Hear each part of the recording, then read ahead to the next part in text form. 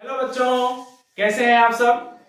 आज की इस वीडियो में हम ड्यूअल नेचर ऑफ रेडिएशन को डिस्कस करने वाले हैं। ठीक है, हमने अभी इसके पहले वीडियो में हमने पार्टिकल नेचर ऑफ लाइट या हम बोल सकते हैं particle nature of radiation that is called photon को जाना। ठीक है, देखिए बच्चों, ऐसा है कि रेडिएशन के जितने फिनोमेनास हैं उन सभी को समझने के लिए, एक्सप्लेन करने के लिए कोई पर्टिकुलर थ्योरी नहीं है। ठीक है, इसी कारण से ऐसा होता है कि कुछ फिनोमेनास के लिए हम सोचते हैं कि उसके लिए क्या होता है, वो वेव नेचर को शो करता है, कुछ फिनोमेनास के लिए पार्टिकल नेचर शो करता है। ठीक है, तो उसी के बारे में डिस्कस करने वाले हैं आज। ठीक है, तो हमारा आज का टॉपिक है ड्यूअल नेचर ऑफ रेडिएशन, जो ये बोलता है for the few phenomena the radiation shows wave nature and for the few phenomena they shows particle nature. जैसे हम बात करेंगे इंटरफेरेंस,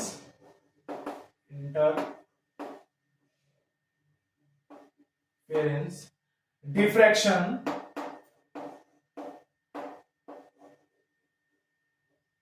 एंड पोलराइजेशन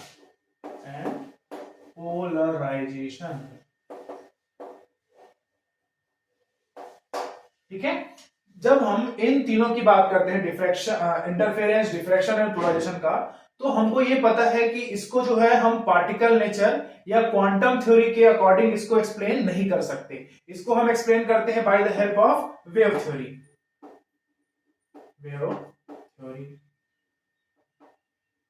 ठीक है, इसी तरह से बच्चों जो फोटो इलेक्ट्रिक इफेक्ट होता है, photo electric effect and Compton effect, Compton effect, ये दोनों जो है फोटो इलेक्ट्रिक इफेक्ट और कॉम्पटन इफेक्ट जो है वो वेव थ्योरी के द्वारा एक्सप्लेन नहीं होते हैं, उनको एक्सप्लेन कर सकते हैं bye the help of quantum theory. ठीक है, क्योंकि इनका जो ये देखो, ये फिनोमेना एग्जिस्ट तो करते हैं बट इनको हम बाय द हेल्प ऑफ बोल सकते हैं क्वांटम थ्योरी समझते हैं। ठीक है, तो आपको ये समझना है कि जो रेडिएशन है वो दोनों प्रकार का नेचर दिखाता है। जब हम बोलेंगे इंटरफेरेंस, डिफ्रैक्शन, पोलराइजेशन टाइप का अगर फिनोमेना दिख रहा है तो वहां पर वो वेव थ्योरी के अकॉर्डिंग क्या होगा, एक्सप्लेन होगा। और इसी ये जो है वो वेव थ्योरी के थ्रू हो रहा है, मतलब ये क्या हो गया, वेव नेचर को शो कर रहा है। बिल्कुल इसी तरह से photo electric effect, Compton effect जो है वो क्वांटम थ्योरी के अकॉर्डिंग क्या होता है, एक्सप्लेन होता है। ठीक है, तो उसको हम बोलते हैं उसका particle nature of the radiation. ठीक है, तो इसको आपको ध्यान रखना है। ठीक है, इसी में बच्चों दो ऐसे फिनोमेना है जिसको आपने सुना होगा। पहला होता है रिफ्लेक्शन, रिफ्लेक्शन ऑफ लाइट, है ना, और दूसरा है रिफ्रैक्शन।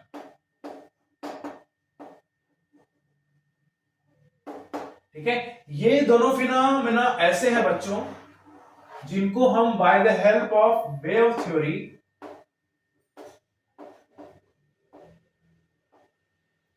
या हम बोलेंगे वेव नेचर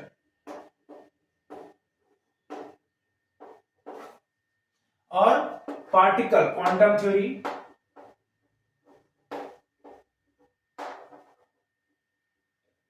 या बोलेंगे वेव नेचर हो गया, ये क्या हो जाएगा इसका पार्टिकल नेचर।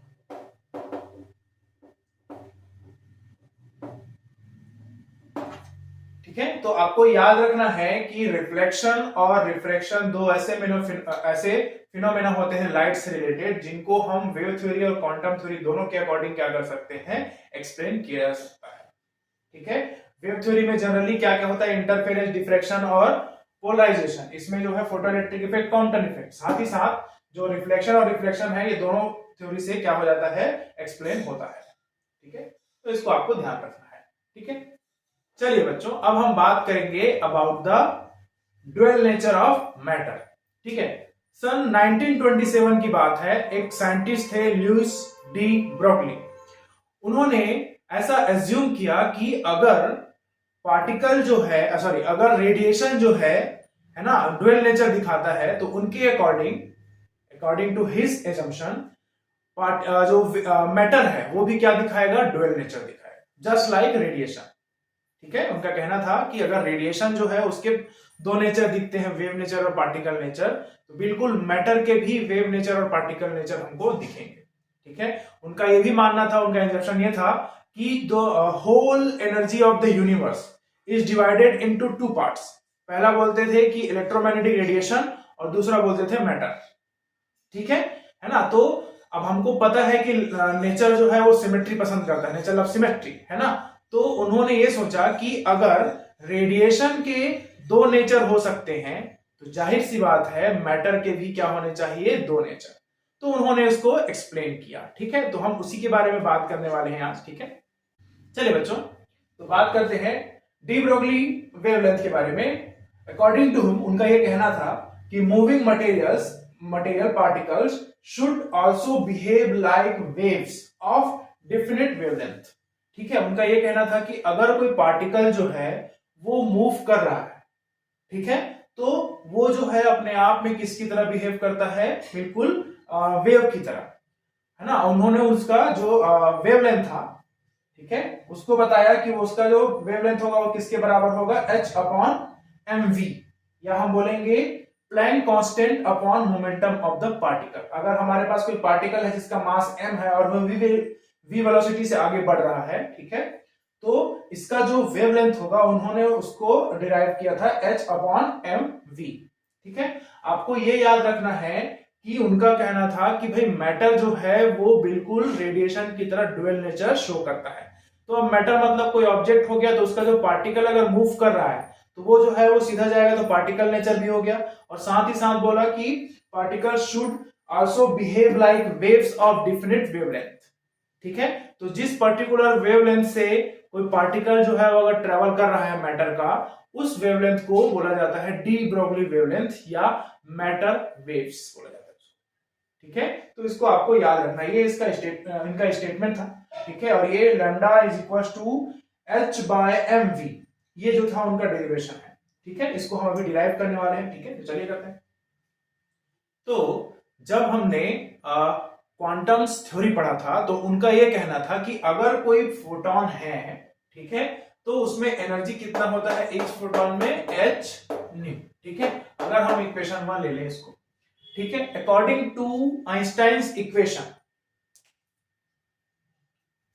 ठीक है, जिनको बोला जाता है थ्योरी ऑफ रिलेटिविटी, उसमें हम ये बोलते हैं कि अगर कोई फोटॉन पार्टिकल है ना, फोटॉन को पार्टिकल की तरह कंसीडर कर रहे हैं, तो अगर फोटॉन पार्टिकल है और उसका मास m है, ठीक है, और वो जो है वो ट्रेवल कर रहा है, तो वहां पर जो आपका एनर्जी होगा वो कितना हो जाएगा, mc² by the help of equations of Albert Einstein is equal to mc², ठीक है। तो अगर हम इस दोनों इक्वेशन को कंसीडर करें बच्चों, ठीक है, तो यहां पर हमको मिलता है h nu that is equal to mc², ठीक है। और इसको हम क्या लिखते हैं, h, इसको लिखते हैं c by lambda is equal to mc²। तो ये c से अगर c काट दें तो यहां पर लैम्डा इज इक्वल टू कितना मिल जाएगा, h अपॉन mc, ठीक है। ये किसके लिए हुआ भाई, एनर्जी किसकी बात किए थे हम, फोटॉन की, फोटॉन की एनर्जी के बात हुआ। फोटॉन में हमने equation of theory of relativity लगाया, ठीक है, तो हमको मिला ये इक्वेशन, ठीक है। तो इसको हम इस तरह से भी लिख सकते हैं कि lambda is equal to h upon क्या हो जाएगा ये p, ठीक है, h अपॉन p। इसमें p क्या होगा, momentum of photon, momentum of photon, ठीक है। ये जो है वो क्या होगा, मोमेंटम ऑफ फोटॉन होगा उसका, ठीक है। अब उनका ये कहना था कि ये जो इक्वेशन मिला हुआ है वो बिल्कुल नॉर्मल मैटर के पार्टिकल के लिए भी क्या करेगा, एप्लीकेबल है, ठीक है। तो अगर हम नॉर्मल एप्लीकेबल मतलब देखिए नॉर्मल पार्टिकल मान लेते हैं कि कोई पार्टिकल है जिसका मास कितना है m और वो v वेलोसिटी से क्या हो रहा है, जा रहा है, तब ये लैम्डा जो है वो किसमें चेंज हो जाएगा, आपका mv, ठीक है। तो इसको बोला जाता है डी ब्रोगली वेवलेंथ एक्सप्रेशन, ठीक है। अच्छे से याद रखेंगे बच्चों, डी ब्रोगली ने ही एक हाइपोथेसिस दिया, उन्होंने बताया कि बिल्कुल जिस तरह से रेडिएशन में डुअल नेचर होता है उसी तरह से मैटर के पार्टिकल में भी डुअल नेचर दिखता है, particle nature as well as wave nature, ठीक है। तो वेव्स को आप समझ सकते हैं कि अगर कोई पार्टिकल है जो बहुत तेजी से जा रहा है, ठीक है, तो उसके आसपास जो है जो वेव क्रिएट होता है, ठीक है, उसी को उन्होंने नाम दिया था मैटर वेव। ठीक है, नोट कीजिए इसको। अकॉर्डिंग टू डी ब्रोगली जो वेवलेंथ बनेगा किसका, जो पार्टिकल मूव कर रहा है मटेरियल का, उसमें तो वो बनेगा कितना, h/mv। ठीक है, अगर हम इसको देखें तो जो लैम्डा है वो इनवर्सली प्रोपोर्शनल होगा किसके, मास ऑफ द ऑब्जेक्ट के, साथ ही साथ lambda is inversely proportional to velocity of the object. इसका मतलब ये हुआ कि अगर कोई ऑब्जेक्ट जिसका मास ज्यादा है, मतलब कोई हैवियर ऑब्जेक्ट है, तो उसका जाहिर सी बात है वेवलेंथ क्या हो जाएगा, कम हो जाएगा। ठीक है, उनका ऐसा कहना था कि अगर कोई हैवियर ऑब्जेक्ट है according to this particular expression, ठीक है, हैवियर ऑब्जेक्ट का जो वेवलेंथ है उसका वैल्यू क्या रहेगा, कम रहेगा। साथ ही साथ उनका यह भी कहना था कि अगर कोई पार्टिकल बहुत ज्यादा तेजी से क्या हो रहा है, मूव कर रहा है, तो उसका जो वेवलेंथ बनेगा वो क्या रहेगा, स्मॉल साइज का रहेगा। ठीक है, वेवलेंथ क्या होगा, छोटा होगा। ये आप समझ सकते हैं यहां से। ठीक है, इसमें एक कंडीशन और लगा ले बच्चों, अगर कि v अगर क्या हो जाए, 0 हो जाए, तो हमको लैम्डा कितना मिलेगा, सॉरी लैम्डा कितना मिलेगा, इंफिनिटी। इसका मतलब ये हुआ कि अगर कोई पार्टिकल जो है वो रेस्ट में है, उसका वेवलेंथ जो है वो क्या हो जाता है, इंफिनिटी।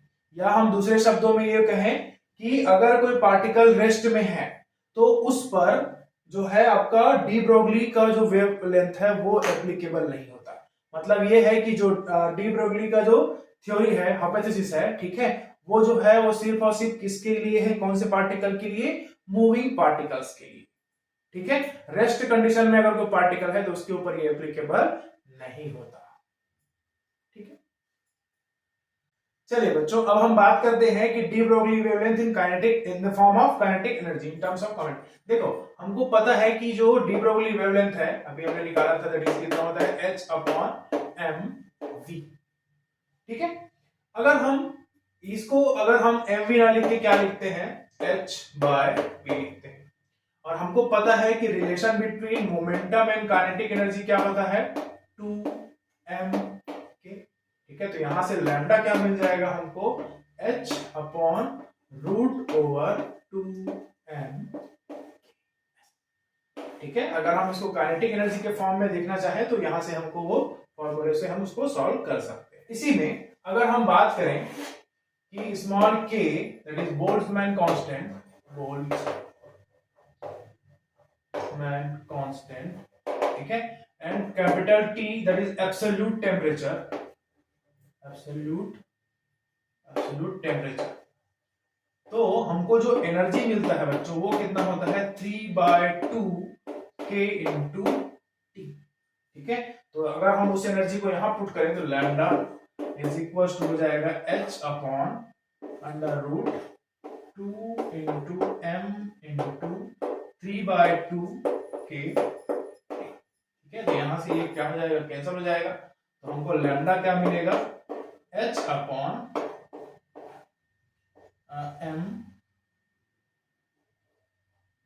3m k। ठीक है, तो जब हम बात करेंगे कि अगर हमको एक्सप्रेशन चाहिए related with absolute temperature with Boltzmann constant, ठीक है, तब हमको यहाँ पे लैम्डा का वैल्यू इस तरह से मिलेगा। तो इसको भी एक फॉर्मूले की तरह आप याद रखेंगे। ठीक है, ये भी क्या है, डी ब्रोगली वेवलेंथ है। ठीक है, चलिए बच्चों, अब हम बात कर लेते हैं de Broglie wavelength for an electron. ठीक है, हमको पता है कि किसी सर्किट में इलेक्ट्रॉन को फ्लो कराने के लिए हमको क्या चाहिए, पोटेंशियल डिफरेंस। मान लेते हैं कि हमारे पास एक इलेक्ट्रॉन है, ठीक है, जिसका मास हमने ले लिया कितना, m। ठीक है, और इस पे चार्ज कितना है, e, और ये जो है वो v वेलोसिटी से क्या कर रहा है, ट्रेवल कर रहा है बाय पोटेंशियल डिफरेंस v। जब हमने किसी सर्किट में पोटेंशियल डिफरेंस v अप्लाई किया, ठीक है, तो उसका जो वेलोसिटी है वो v से क्या हो रहा है, भाग रहा है। तो अगर हम काइनेटिक एनर्जी की बात करें तब हमको कितना मिलेगा, 1/2 mv²। ठीक है, और साथ ही साथ वर्क डन ऑन द क्या बोलेंगे, इलेक्ट्रॉन, वो कितना हो जाएगा, E इंटू वी। ठीक है, तो दोनों के दोनों एनर्जी है, तो हम इसको इक्वेट करेंगे तो 1/2 mv² is equal to E into v. ठीक है, तो यहां से अगर ये m ये हो जाएगा m स्क्वायर v स्क्वायर। कब होगा? जब हम यहाँ पर डिवाइड कर देंगे m। तो हमने न्यूमरेटर और डिनोमिनेटर में m बाई m का मल्टीप्लाई कर दिया, इस 2 को क्रॉस मल्टीप्लाई है इधर, तो 2ev। ठीक है, तो यहां से क्या मिलेगा? m square v square is equal to 2mev। ठीक है, तो यहां से m स्क्वायर नहीं m v लिखेंगे तो ये हो जाएगा root over 2me into v। ठीक है, तो ये हमको मिल गया। तो हमको निकालना है वेवलेंथ, तो हमको पता है ये होता है h अपॉन m v। तो ये h अपॉन अंडर रूट क्या हो जाएगा? 2me v। ये क्या होगा आपका? Wavelength of an electron. ठीक है, ये होगा आपका वेवलेंथ ऑफ एन इलेक्ट्रॉन। इसका एक्चुअल वैल्यू जो है याद रखेंगे बच्चों, वो होता है 12.27 divided by under root v angstrom. Yes, ये आपको याद रखना है। ठीक है, बिल्कुल इसी तरह से हम वेवलेंथ ऑफ इलेक्ट्रॉन की जगह प्रोटॉन को भी निकाल सकते हैं। मास को चेंज कर देंगे, बाकी सब चीजें तो सेम ही रहेगा। ठीक है, तो अगर हम प्रोटॉन के वेवलेंथ की बात करें, वेवलेंथ ऑफ प्रोटॉन, तो ये हो जाता है 0.286 divided by root over v angstrom. इतना। तो हमको कितना मिलता है? Wavelength of proton lambda is equal to 0.286 upon potential root over of potential difference angstrom. ठीक है, कैलकुलेट करके ला सकते हैं। तो इस तरह से आपको समझना है कि उनको ये लगता था कि अगर कोई भी पार्टिकल जो है वो मूव कर रहा है तो अपने साथ वेव लेके चलता है। ठीक है, ये था that is de Broglie hypothesis related to particle, या फिर बोलेंगे रिलेटेड टू मैटर। ठीक है, या matter wave. Related to matter wave कुछ बातें याद रखनी है बच्चों आपको। हम ये नहीं बोल सकते कि मैटर वेव जो होते हैं वो इलेक्ट्रोमैग्नेटिक वेव होते हैं। वो इसलिए क्योंकि इलेक्ट्रोमैग्नेटिक वेव्स जो है वो क्या होते हैं? चार्ज पार्टिकल के कारण से प्रोड्यूस्ड होते हैं, produced by the charge particle. ठीक है, बट मैटर वेव में फर्क नहीं पड़ता है कि वो पार्टिकल चार्ज है कि अनचार्ज, बस पार्टिकल होना चाहिए। साथ ही साथ हमको ये भी पता है कि जैसे फोटॉन जो है वो क्या होता है? वैक्यूम में ट्रेवल करता है, उसी तरह से मैटर वेव जो है वो भी क्या करता है? वैक्यूम में ट्रेवल कर सकता है। ठीक है, तो अगर वो वैक्यूम में ट्रेवल कर रहा है, इसका मतलब ये है कि वो जो वेव्स हैं वो मैकेनिकल वेव्स नहीं है ना। मैकेनिकल वेव्स क्या होते हैं? जिनको एक जगह से दूसरी जगह जाने के लिए मीडियम की जरूरत पड़ती है। ठीक है, तो ये तो वैक्यूम में भी ट्रेवल कर जा रहा है, इसका मतलब ये है कि इसको हम मैकेनिकल वेव भी नहीं बोल सकते। ठीक है, इसी कारण से हम ऐसा बोलते हैं कि जो स्पेस है वहां पर प्रोबेबिलिटी ऑफ पार्टिकल जो है वो अराइज होता है। ठीक है, क्यों? क्योंकि वो वैक्यूम में वो हो जाता है, मतलब ट्रेवल कर सकता है। ठीक है, तो इतना जो है आपको याद रखना है about the dual nature of matter. ठीक है, थैंक यू।